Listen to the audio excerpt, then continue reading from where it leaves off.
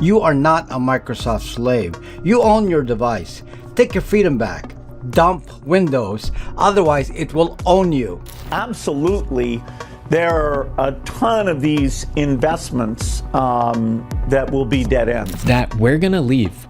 We're gonna stop supporting Windows. Nearly 1 billion people are still running Windows 10 right now, and Microsoft has absolutely no answer for it. Not a plan, not a fix, not even an apology. Just silence. And while Microsoft sits quiet, Zorin OS just hit 2 million downloads in 3 months. The majority from people who were done waiting. This is not a tech story anymore. This is a revolt. And today you are going to understand exactly why it happened, who started it, and why Bill Gates himself should be furious at what his own company has become. Gates built Microsoft on one promise: a computer on every desk and in every home. Not every approved desk. Not every verified home. Every single one. That promise turned a small software company into the most dominant technology corporation on the planet. Windows became the default. For decades nobody questioned it. You bought a computer, it ran Windows, and that was just the way the world worked. But the people running Microsoft today took that loyalty, that trust built over 30 years, and they burned it. Deliberately. Systematically.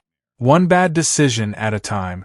It started with Windows 11 and the TPM 2.0 requirement.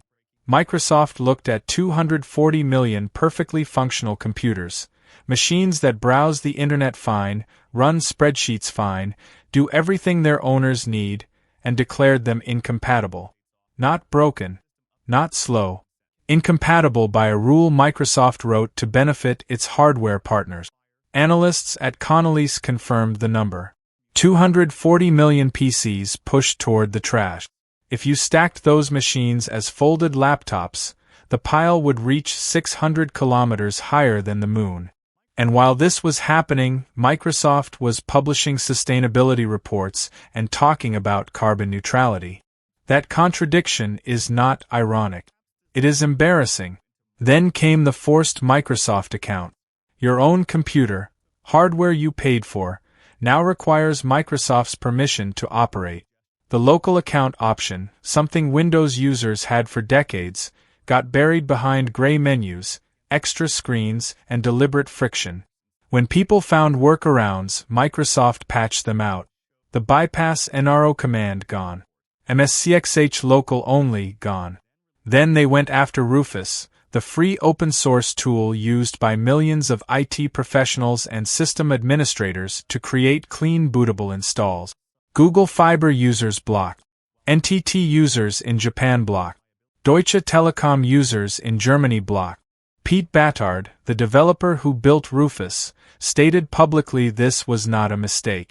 Blocking scripted requests while allowing browser downloads requires specific configuration. That is a deliberate policy decision made by someone inside Microsoft. And why? Because every user forced through a Microsoft account during setup becomes a Microsoft 365 subscriber target, a OneDrive storage customer, an advertising metric. Microsoft now serves ads inside Windows 11, inside the Start menu, inside File Explorer, inside the lock screen. You paid for the hardware. Microsoft is still selling you things on it. That is not a design choice. That is a monetization strategy running on top of an operating system you already own. Then came Copilot and Recall.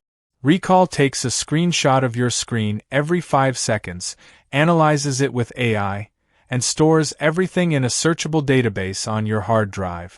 Passwords, encrypted messages, financial documents, everything visible on screen captured and indexed automatically.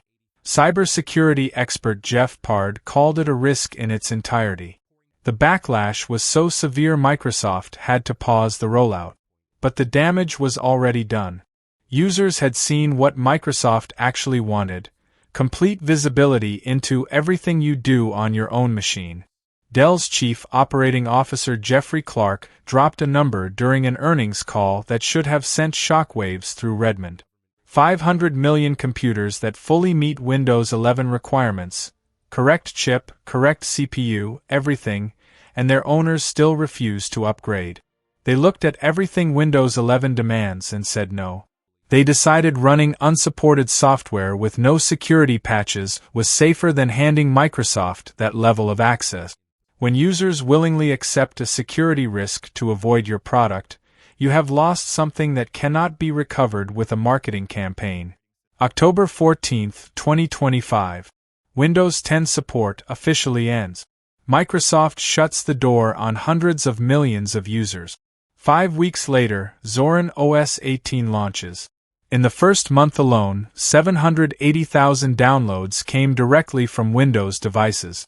78% of all downloads traced back to Windows PCs. People were not curious. They were migrating. By January 2026, that number crossed 2 million. One distribution. One option among hundreds. 2 million people chose it specifically to escape Microsoft. Zorin OS runs on every machine Windows 11 rejected. No TPM 2.0 requirement. No hardware gatekeeping. You can take a computer Microsoft declared dead and have Zorin running on it fully within an hour. The taskbar is where you expect it. The start menu opens the way you remember. Snap layouts work. System tray is in the right corner. Zero ads. No forced account. No Copilot watching your screen. Updates happen when you decide. And underneath all of it runs Ubuntu, meaning every Ubuntu tutorial online works. Hardware support is inherited from one of the most tested bases in existence, and the foundation is rock solid. The broader numbers tell you this is not a fluke. Linux desktop market share hit 4.7% globally in January 2026, up from 2.76% in 2022, a 70% increase in 3.5 years. Steam gaming on Linux hit an all-time high at 3.58% of users with 57 to 64% year-over-year growth. 89.7% of Windows games now run on Linux through Proton. Germany's Schleswig-Holstein is migrating 30,000 government computers off Microsoft entirely. France's National Gendarmerie already runs 103,164 machines on Linux with a 40% reduction in total cost. Windows' total market share dropped 5.5 percentage points in a single year. Microsoft did not lose these users because Linux suddenly became amazing. Windows 11. Well, Windows 10 was showing an ominous "your computer is no longer supported" message. And while it was asking her to upgrade to Windows 11, as soon as you tried to do that, it showed as not being compatible.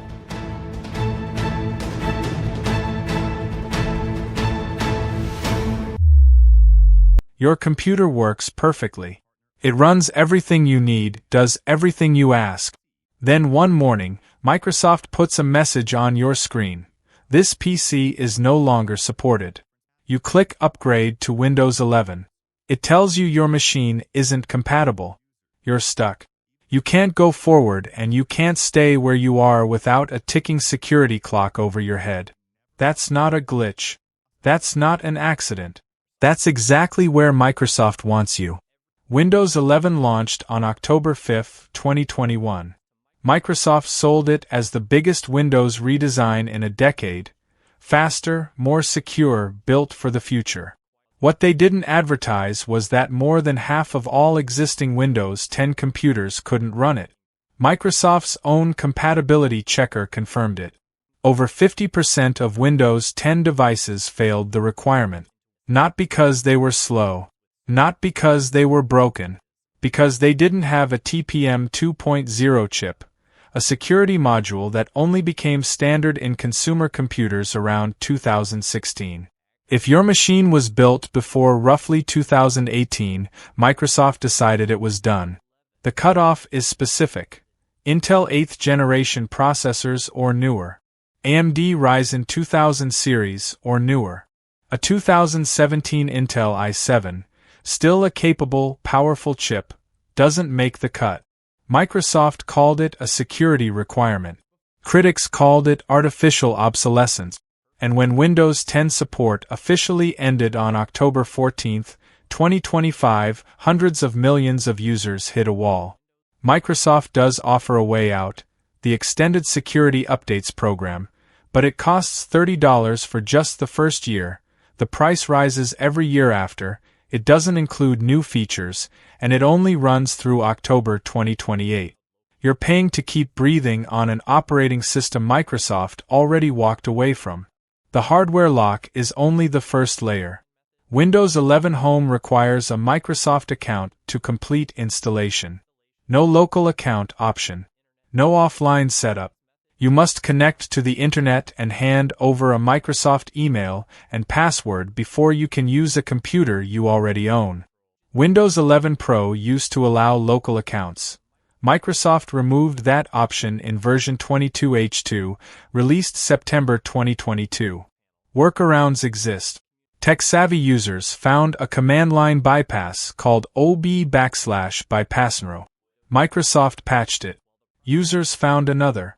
Microsoft patched that too. It's a deliberate cat and mouse game, and most users don't even know they're playing it. For the average person, using Windows 11 means your login to your own computer is controlled by a corporation. Once you're in, the ecosystem tightens. OneDrive is embedded directly into File Explorer, constantly nudging you to sync your personal folders to Microsoft's cloud servers. Microsoft Edge is set as the default browser, and changing it requires navigating through multiple settings screens that quietly reset after major updates.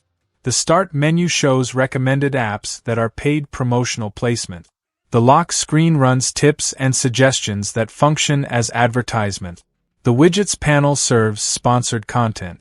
You paid hundreds or thousands of dollars for hardware that runs an operating system that markets products back at you. Microsoft calls it helpful recommendations. Users call it adware baked into something they already bought. Then came recall. Microsoft announced the feature on May 20, 2024 at Build Conference. The idea: recall would take a screenshot of your screen every few seconds, analyze everything with AI, and build a searchable database of your entire computing history.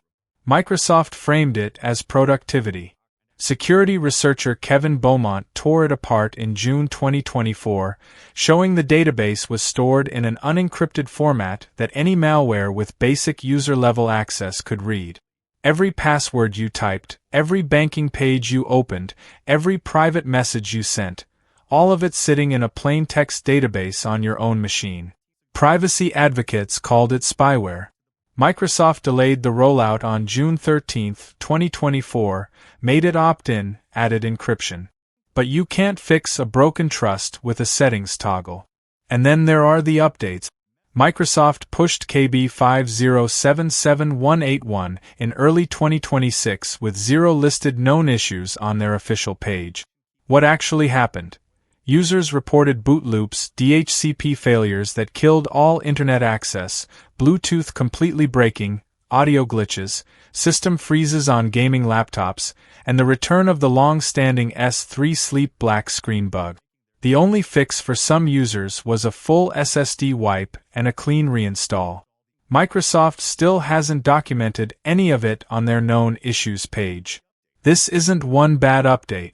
KB 5074199 in January 2026 caused boot failures, random black screens, File Explorer crashes, and classic Outlook collapsing. So bad Microsoft had to rush emergency fixes. The pattern is the same every time. Push the update, deny the problem, wait for Windows Central and Notebook Check to document it publicly, then quietly patch it. The numbers say everything. As of December 2025, Windows 11 holds 34.9% of the Windows market. Windows 10 holds 61.8%. Microsoft projected 50% adoption by now. They missed by nearly 20 percentage points. Roughly 400 to 500 million people are running an unsupported operating system because they'd rather accept security risks than accept what Windows 11 has become. Steam's hardware survey shows Linux usage climbing from 1% in 2021 to 1.9% in December 2025. MacBook market share has reportedly hit an all-time high of 16%. People aren't just complaining, they're leaving. Here's what Microsoft actually built with Windows 11. Not an operating system, but a funnel. Every feature. The account requirement, OneDrive integration, Edge defaults, Copilot, Recall, the Microsoft Store, pulls you deeper into a subscription ecosystem. Microsoft reported $252 billion in revenue for fiscal year 2025. More than 55% came from cloud services, over $138 billion from the cloud alone. Your data, your attention, your subscription fees. That's what Windows 11 is designed to extract. For decades, Windows worked for you. Windows 11 works for Microsoft. And if you want out, the exit door is narrower than it's ever been. January 2024. Microsoft pushed out a security update called KB50344441 for Windows 10. Not a feature drop. Not a redesign. A single, targeted security patch built to close one specific hole, CV 2024-20666, a BitLocker bypass vulnerability buried inside the Windows recovery environment, also known as WinRE. The attack scenario was narrow. A bad actor needed physical access to your machine to exploit it, not remote access, not a global cyber attack. Someone had to be holding your device. Microsoft flagged it as important, patched it, done. Except it wasn't done, because within days of release, something